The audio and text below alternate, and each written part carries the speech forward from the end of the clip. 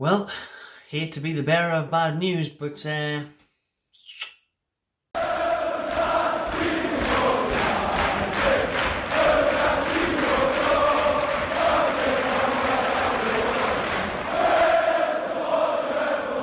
Buongiorno everyone, welcome back to Transfer Talk, your daily Newcastle United transfer news show. And it is some bad news to bring you on this Tuesday afternoon. The Deigo Carlos deal looks to be off, looks to be dead in the water, game over. Crashed, died, wallop. What a video, what a shit video, what a shit transfer quest this has been. A long-awaited pursuit of Deigo Carlos is now looks to be coming to an end after weeks and weeks of pursuing the centre-back, the Brazilian centre-back from Sevilla. 28-year-old Deigo Carlos, who is desperate to come to Newcastle. He's well up for the move. He handed his transfer request in the other week. Sevilla, like many others, are taking the piss and will continue to take the piss. As I said the other day on the Saturday Football Show on Deigo Sports, the Newcastle tax is real. I'm up for the Newcastle tax. Newcastle tax is a real thing now during the transfer window because, you know, Sevilla wanted 30 million, we offered them 30 million, matter of fact we want 40 million. That's the way it's going to go in every transfer window for every Newcastle target. So like I've said there, you know, and this is how the negotiations have played out throughout the entire month of January with Sevilla and with Leo, with Sven Botman. You put her offer in, gets rejected, right, we want closer to this amount. So in Deigo Carlos's case, 30 million. Right, okay, we'll give you 30 million. Oh, you want to pay 30 million, eh? Oh, well, matter of fact, actually, no, 35 million. Fine, we'll pay 35 million. Oh, you actually want to pay 30? You will actually pay 35 million, will you? Oh, they'll pay 35 million, yeah, I got fucking loads of money. Right then, well, want 40 million. It's just never ending. It's just never ending. This is the way it's going to go for Newcastle now. You know, it's never ending. Every time we put a bid in, they're going to want more and more and more. Greedy bastards everywhere because of the richest football club in the world title. That's the way it's gone with Deigo Carlos. I'll just read out the tweet from Gravesy. Pete Graves said they're ready to walk away from the Deigo Carlos deal. Original price quoted was 30 million. Like I told you the other day, numerous times they've upped the price. Sevilla, tough on the player who is desperate to sign. Newcastle now actively looking elsewhere. Newcastle do have a lot of money, but they're not going to be held to ransom, which is good, I think. You know, he's saying they're not going to be taken advantage of.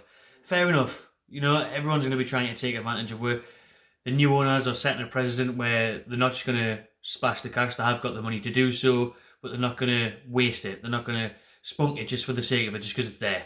You know, and that's good because everyone's going to be like that. But when you look at it, teams are going to look at us and think that they spent 25 million on Chris Wood. How much is Carlos worth? How much is he worth? How much are we going to get for him?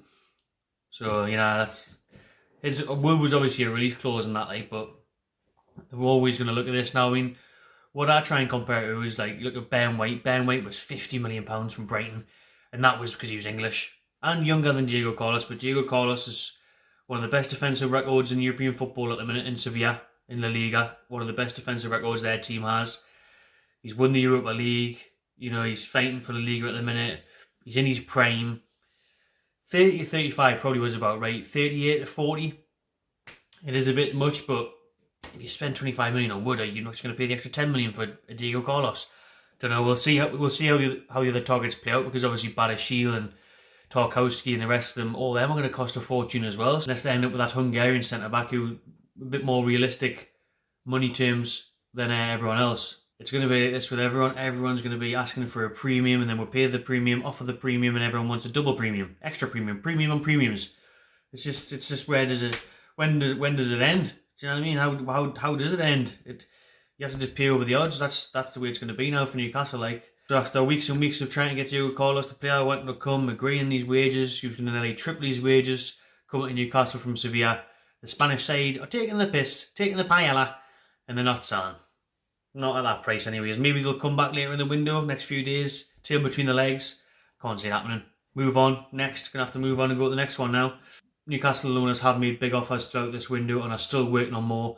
However, they must know when to walk away. It makes a very valid point about FFP, and if they overspend now, they'll have a smaller budget in the crucial summer windows to come. So, again, valid point by Pete Graves there. You know, you don't want to just splash the cash this window and have nothing to spend this summer when the real rebuild starts.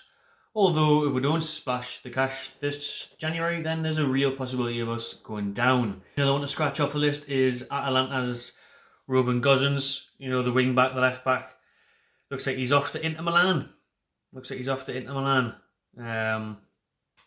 So there's another one scratched off. Not a good day so far for Newcastle transfer news. Hopefully I can come back tonight with some more positive news. We're less than a week left of this winter transfer window now. Brought 2 in, we need at least 2 more. We need a centre back, centre mid, maybe another striker. Still looking at left backs, even looking at goalkeepers. So we could bring in 1, we could bring in 4 or 5. We'll wait and see. Let us know what you think of that news on Deigo. Call us. Who else should Newcastle move on to for that centre back position? Who would you like to see us bring in as another option, as Newcastle owners are pursuing other options at the club for centre back? Subscribe back to my channel TV, and see you later.